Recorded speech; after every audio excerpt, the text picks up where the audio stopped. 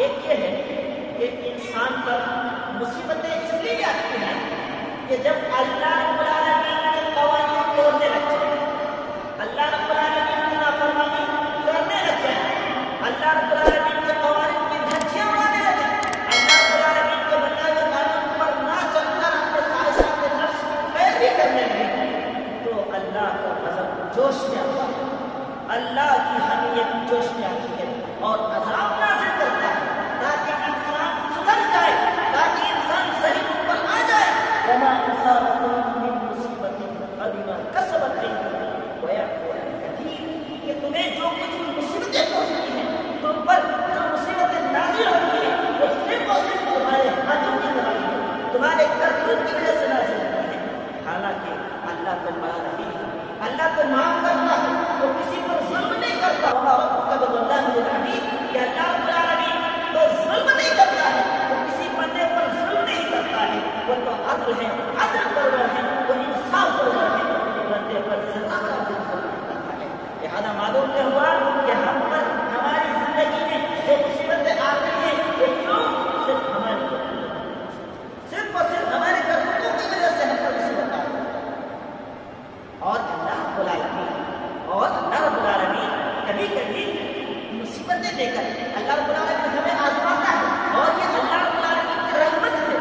اللہ رب العالمین کی کتنی بڑی رحمت ہے کہ اللہ رب العالمین انسان کی اس دنیا میں مصیبت دے کر کے، ان پر مصیبت نازل کر کے ان کو صحیح راستے کی طرف لانا چاہتا ہے تاکہ اس کی اخروی زندگی برباد نہ ہو، وہ اس کی دنیا میں سدھر جائے اور سدھر کر صحیح راستے کو اختیار کر لے، موت سے پہلے وہ اللہ کی طرف پلٹ آئے۔ یہ انسان پر مصیبتیں نازل کرتا ہے، تو یہ اللہ تعالیٰ کی کتنی بڑی نعمت ہے۔ اگر اللہ چاہتا تو چھوڑ دیتا، چلو تم جو چاہو کرو، آخر تمہیں فیصلہ دے دیا، لیکن اللہ رب العالمین نے ایسا نہیں کیا، بلکہ اپنے خاص اور محبوب بندوں کو وقتاً صحیح راستے کی طرف گامزن کرنے کے لیے ان پر مصیبتیں نازل کرتا ہے تاکہ وہ صحیح راستے پر آ جائے۔ یہ اتنی بڑی اللہ کی رحمت ہے، یہ اتنی بڑی اللہ کی رحمت ہے۔ میرے کرام، ایک مصیبت نازل ہونے کی سبب یہ ہے کہ اللہ رب العالمین مصیبتیں نازل کر کے انسان کے گناہوں کو معاف کرتا ہے، اس کے درجات کو بلند کرتا ہے، جی اس کے درجات کو بلند کرتا ہے۔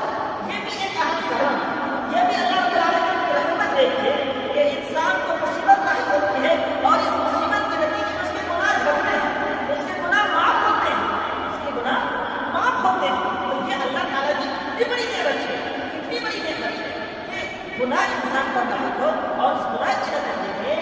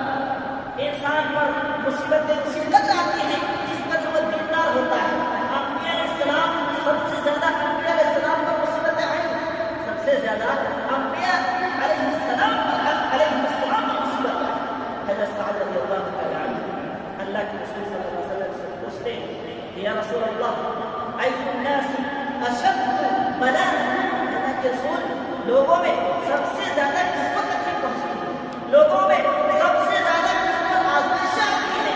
اللہ کے رسول صلی اللہ علیہ وسلم نے فرمایا الانبیاء، انبیاء علیہ السلام ہیں جن پر مصیبتیں نازل ہوتی ہیں۔ تاریخ شاہد ہے کہ انبیاء علیہ السلام پر طرح طرح کی مصیبت، طرح طرح کے آزمائش۔